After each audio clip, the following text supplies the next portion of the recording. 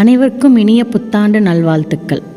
இந்த புத்தாண்டோட தொடக்கத்தில் நம்ம வாழ்க்கைக்கு தேவையான ஒரு முக்கியமான கருத்தை தான் இந்த கதையில் நான் சொல்ல போகிறேன். கதையை ஸ்கிப் பண்ணாமல் தொடர்ந்து கேளுங்க.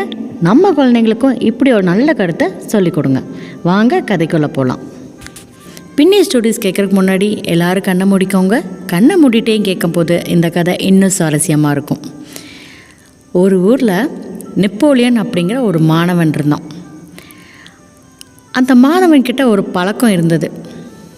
அதாவது எப்பயுமே மற்றவங்கள பற்றி புரளி பேசுறது. மற்றவங்கள பற்றி அவனுக்கு தெரியாத விஷயத்த கூட இவனுக்கு பொழுது போகணும் அப்படிங்கிறதுக்காக இவனாக கற்பனை செஞ்சு பல வதந்திகளை மற்றவங்கள பற்றி கிளப்பி விட்டுடுவான். இவன் இப்படி செய்கிறத ரொம்ப நாள் கவனித்து வந்த அவனோட ஆசிரியர் ஒருவர் அவனை நேரில் வர சொல்லி இப்படி ஒரு விஷயத்த அவனை ஆபத்தை புரிய வைக்கணும் அப்படிங்கிறதுக்காக அவனுக்கு ஒரு பாடம் சொல்லி கொடுக்கணும்னு முடிவு பண்ணுறாரு. நேரில் வர சொன்ன அந்த வாதியார் அவன் கையில் ஒரு பஞ்சு மூட்டையை கொடுத்து அவங்க ஸ்கூல் கிரவுண்டு நடுவில் போய் நின்று இந்த பஞ்சை எல்லாம் கொஞ்சம் கொஞ்சமாக பிச்சு இந்த காற்றுல நீ ஊதி விடணும் அப்படின்னு சொல்ல, இந்த மாணவன் இவ்வளோ சுலபமான வேலையை கொடுத்துருக்கீங்களே, உடனே நான் செஞ்சு முடிக்கிறேன்னு சொல்லி அந்த பஞ்சு மூட்டையை எடுத்துகிட்டு போய் அவங்க ஸ்கூல் கிரவுண்டுக்கு நடுவில் நின்று கொஞ்சம் கொஞ்சமாக எடுத்து அந்த பஞ்சையெல்லாம் காற்றுல ஊதி விட்டுட்டான். அந்த வேலையை முடித்த உடனேயே வாத்தியார்கிட்ட வந்து சொல்கிறான், ஆசிரியரே, நீங்கள் கொடுத்த வேலையை நான் உடனே செஞ்சு முடிச்சிட்டேன் அப்படின்னு சொல்ல, வாத்தியார் சொல்கிறாரு, சரிப்பா, ரொம்ப சந்தோஷம்.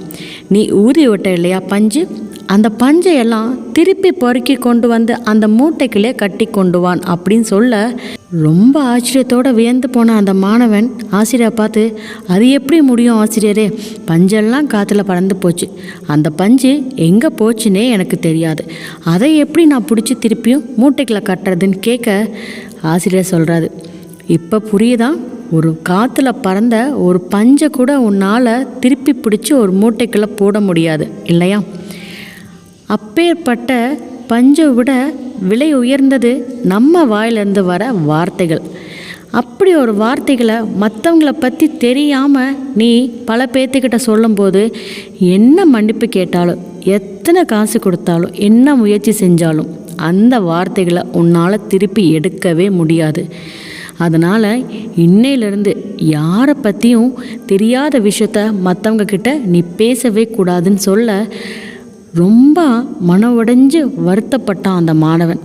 இத்தனை நாள் இப்படி ஒரு விஷயத்த நான் செஞ்சு வந்தனே, எனக்கு இப்படி ஒரு தெளிவான விஷயத்த சொல்லி கொடுத்த ஆசிரியருக்கு ரொம்ப நன்றின்னு சொல்லி அந்த இடத்துலேருந்து ரொம்ப மனக்கவலையோடு வெளியில் போகிறான் அந்த மாணவன். இந்த கதையிலேருந்து நம்ம என்ன தெரிஞ்சுக்கிட்டோம் பார்த்தீங்களா? யாரை பற்றியுமேங்க இன்னையிலேருந்து, இந்த புத்தாண்டு நாள்லேருந்து யாரை பற்றியுமே எந்த ஒரு தப்பான விஷயத்தையும் வெளியில் சொல்லவே கூடாது. இந்த நல்ல விஷயத்த நம்ம ஃபாலோ பண்ணுறது மட்டும் பத்தாமல் நம்ம குழந்தைகளுக்கும் சொல்லிக் கொடுங்க. யாரை பற்றியும் அனாவசியமாக எந்த வார்த்தைகளும் நம்ம வெளியில் சொல்லவே கூடாது. ஏன்னா நம்ம வாயிலிருந்து வர வார்த்தைகளுக்கு மதிப்பு அதிகம். இந்த கதை உங்கள் எல்லாத்துக்கும் பிடிச்சிருக்கும்னு நினைக்கிறேன்.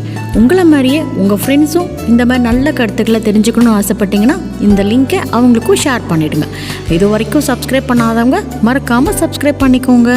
எப்பயும் நம்ம கதையில் சொல்கிற மாதிரி நல்ல விஷயங்களே நினைப்போம், நல்ல விஷயங்கள் மட்டும் நம்ம வாழ்க்கையில் நிறைஞ்சிருக்கட்டும்.